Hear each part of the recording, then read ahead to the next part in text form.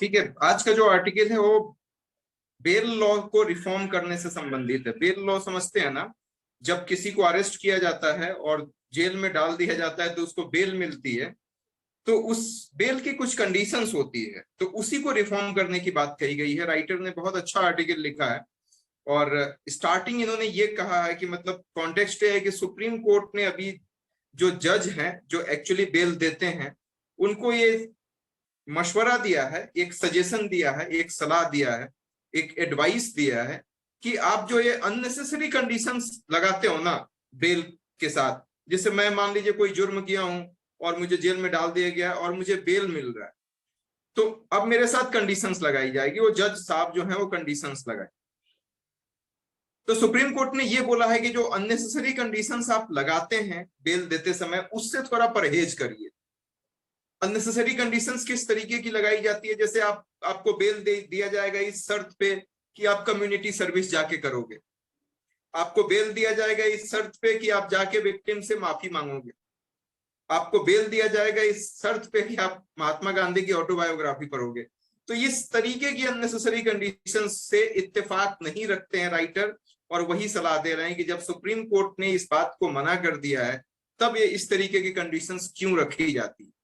एक और दिलचस्प एग्जाम्पल दिया इन्होंने, मध्य प्रदेश हाई कोर्ट 2020 में एक इंसिडेंट हुआ था। किसी इंसान ने मतलब किसी मैन ने किसी फीमेल के साथ, एक लड़के ने किसी किसी लड़की को मोलेस्ट किया था और मामला अदालत में पहुंच गया और जज साहब ने ये बोला, मध्य प्रदेश हाई कोर्ट के जज साहब ने ये बोला कि जिस महिला के साथ तुमने छेड़खानी किया है, जिस महिला को तुमने मोलेस्ट किया है, तुमको बेल तब मिलेगी जब तुम उसके घर में जाके माफी मांगोगे और उससे राखी बंधवाओ। सुप्रीम कोर्ट ने इस मामले को संज्ञान में लिया और बोला ये गलत है, मतलब जो इंसान किसी को मोलेस्ट करेगा वो उससे जाके राखी बंधवाएगा, तो ये किस तरीके की कंडीशंस आप क्या बोलते हैं मतलब लगा रहे हो। और सुप्रीम कोर्ट इस बात से इत्तेफाक नहीं रखता, उसने बोला कि ये गलत है, ऐसी कंडीशंस नहीं रखी जानी चाहिए। जुडिशरी किस हिसाब से ऐसी चीजों को लेजिटिमाइज करता है। अब बेसिकली बेल इसलिए दिया जाता है और ये चीजें इंश्योर की जाती है कि जो विक्टिम है वो भागे नहीं, सबूतों के साथ छेड़छाड़ नहीं करे, और यदि ऐसा है तो पुलिस उसको एक वीक में अपने पास बुला सकती है कि हर वीक में आप आके मिल लीजिए, और इतना फ्रीडम तो होना चाहिए। लेकिन राइटर ये कहते हैं कि अब ये बेल देते समय जज भी जो है ऐसे कमेंट कर देते हैं अपराध जो विक्टिम है कि जैसे वो अपराध कर चुका।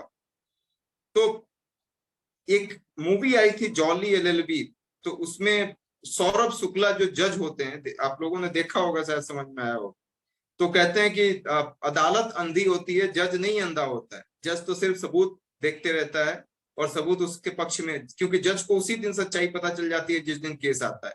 लेकिन इसके बावजूद जो जज हैं वो अपना टेम्परामेंट मेंटेन रखते हैं और अपना पर्सनल ओपिनियन अपने पास रखते हैं। आज के डेट में ये चीजें कहीं ना कहीं लैकिंग, कि अपने पर्सनल ओपिनियन से वो लोग बाज नहीं आते हैं। जज साहब जो लोग हैं वो अपना पर्सनल ओपिनियन दे देते हैं, अपना टेम्परामेंट को वो मेंटेन नहीं कर पाते हैं। इन सब चीजों से इनको बचना चाहिए। आप प्रॉपर जो ये क्या बोलते हैं इनपुट्स आ रहे हैं उसके हिसाब से आपको इस मामला संज्ञान में ले और उस तरीके से किसी चीज की बात करें। अब इसके बाद इन्होंने ये बोला है कि 75%, इसमें ये बोला गया है कि 75% ऐसे प्रिजनर हैं जेल में, मतलब 100 में से 75% ऐसे प्रिजनर हैं जिन पे अंडर ट्रायल चल रहा है। अंडर ट्रायल का मतलब कि ये साबित नहीं हो पाया है कि वो सच में गुनाहगार हैं कि नहीं। 75% आप इमेजिन करिए। और इसीलिए कहा जाता है कि हमारा जो जेल है वो ओवर क्राउडिंग, मतलब जितने लोग होने चाहिए उससे कहीं ज्यादा है। 118% का आंकड़ा बताते हैं न्यूज़पेपर। तो ये हमारा इंडिया के क्रिमिनल जस्टिस सिस्टम का एक बहुत बड़ा क्राइसिस है कि एक तो ओवर क्राउडिंग है और इतने लोग अंडर ट्रायल है। 75%, आप समझिए 100 में से 75% अपराधी अभी अंडर ट्रायल है। ये साबित नहीं हो पाया है कि वो सच में दोषी है और उनको जेल में आपने रखा। इसके साथ साथ सुप्रीम कोर्ट का एक गाइडलाइंस आया था, मतलब सुप्रीम कोर्ट का एक Satyendra Kumar until versus CBI case. Satyendra Kumar until, ANTIL Satyendra Kumar until versus CBI case. इसमें सुप्रीम कोर्ट ने साफ साफ बोला है कि इंडिया का जो बेल सिस्टम है वो बहुत इनइफेक्टिव है, उसमें और ज्यादा रिफॉर्म लाने की जरूरत है, उसको इफेक्टिव बनाने की जरूरत है। और इसके इनइफेक्टिव होने का सबसे बड़ा रीजन ये है कि ओवर क्राउडिंग है और अंडर ट्रायल के बहुत सारे यहाँ पे कन्विक्ट, मतलब बहुत सारे मुजरिम है जिसपे अभी प्रूफ ही नहीं हो पाया कि उन्होंने सच में कमिट किया है कि नहीं। अब इसके बाद राइटर ये बताते हैं कि बेल के लिए एक अलग से कानून बनाया जाए। एक काफी फेमस प्रिंसिपल है। प्रिंसिपल ये है कि अपराधी का अपराध जब तक साबित नहीं हो जाए ना, तब तक उसको इनोसेंट ही समझना चाहिए, ऐसा राइटर बताते हैं। इसीलिए मतलब इस प्रिंसिपल को इग्नोर नहीं करना चाहिए और बेल जो है वो सिस्टम होना चाहिए, जेल सिस्टम नहीं। मतलब किसी को रिफॉर्म करने के लिए बेल को तवज्जो दी जानी चाहिए, जेल को नहीं। लेकिन इंडिया में क्या है, उल्टा होता है, जेल में पहले डाल दो, बाद में बेल देखें। तो रेशनैलिटी को अप्रोच करने की जरूरत है। इसके साथ साथ इन्होंने ये बोला है कि जो बेल लॉ है आपकी कंट्री का वो एंटी पुअर है। एंटी पुअर का मतलब समझ रहे हैं ना, गरीबों को बेल नहीं मिलती है और जो अमीर लोग हैं उनको, ये मतलब कॉलोनियल एरा का ही है। कॉलोनियल एरा में कुछ इस तरीके की चीजें थी कि आपके सोशल कनेक्शंस अच्छे हैं, आपके पास पैसे अच्छे हैं तो आपको बेल मिल जाता है, अदरवाइज आपको नहीं मिलता। तो उसी चीज को अभी भी हम जी रहे हैं, मतलब उसी प्रिंसिपल को के साथ अभी भी हम चल रहे हैं। हालांकि 1947 में ही हमारा देश आजाद हो गया। आप समझ सकते हैं 10-10 लाख रुपए मतलब दे के और बेल दिया जाता है। कहाँ से गरीब आदमी 10 लाख रुपए दे पाएगा? बहुत सिंपल सी बात।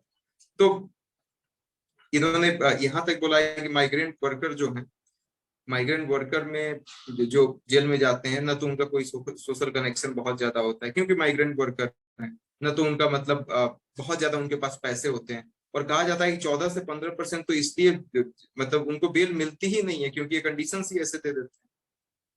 तो और जिनको बेल मिल जाती है उसके बाद फॉर्मेलिटी पूरा करने में 1 महीने लग जाता है, ऐसा राइटर बताते हैं। एक फेयर ट्रायल प्रोग्राम इन्होंने इनिशिएट किया था महाराष्ट्र के यरवदा और नागपुर जेल में, और इसमें इन्होंने पाया कि 2313 लोगों का अंडर ट्रायल हुआ, जिसमें से 18.50% के आसपास माइग्रेंट वर्कर थे। आउट ऑफ 2313 इसमें से 18.50% जो थे वो माइग्रेंट वर्कर थे। 93.48% ऐसे अपराधी थे, ऐसे कैदी थे जिनके पास अपना कोई एसेट नहीं था। 93.48%। 62.22% ऐसे लोग थे जिनका फैमिली में उनसे कोई मतलब नहीं था, मतलब उनके पास कोई फैमिली का कांटेक्ट नहीं था। और 10% ऐसे लोग थे मात्र जो एक बार इससे पहले भी जेल में आ चुके थे और दोबारा आए। मतलब मेजोरिटी आप देखिए ना, 93.48 लोगों के पास अपना कोई एसेट ही नहीं। तो इस जाहिर सी बात है कि मार्जिनलाइज सेक्शन ऑफ सोसाइटी के लोग होंगे, अपना कोई एसेट नहीं है उनके पास।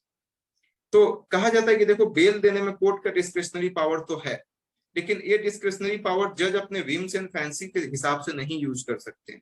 उनको कुछ सर्टेन गाइडलाइंस दी जाती है और उस गाइडलाइंस को दिमाग में रखते हुए, सिचुएशंस की ग्रेविटी को जानते हुए, मुजरिम के कैरेक्टर को आइडेंटिफाई करते हुए उनको कोई मतलब अपना जजमेंट देना चाहिए। अब कभी कभी ऐसा होता है, राइटर बोलते हैं कि जज जो है वो बेल को रिजेक्ट कर देते हैं और रीजन भी नहीं बताते हैं कि क्या रीजन। तो ऐसा नहीं होना चाहिए। लास्ट में राइटर ये बोलते हैं कि ये जो प्रॉपर्टी की बात करते हैं या जो सोशल कनेक्शन की बात करते हैं कि ये चीज दीजिए, इतना पैसा दीजिए, इतना सोशल कनेक्शन होगा तो आपको बेल देंगे, ऐसा मत कीजिए। ऐसा करेंगे तो जो मार्जिनलाइज सेक्शन ऑफ सोसाइटी है वो बेचारा जेल में ही रह जाएगा, जो पैसे वाले हैं वो निकल जाएंगे। और किसी भी जेल में आप जाके देखिए, वहां पे गरीब तबका का जो इंसान है वो ज्यादा मिलेगा, अमीर लोग कम मिलेंगे क्योंकि उनको बेल हो जाता है। तो इसीलिए इसमें एक रिफॉर्म लाने की जरूरत है और bail should be the priority instead of jail, ऐसा राइट बताते हैं। Thank you so much.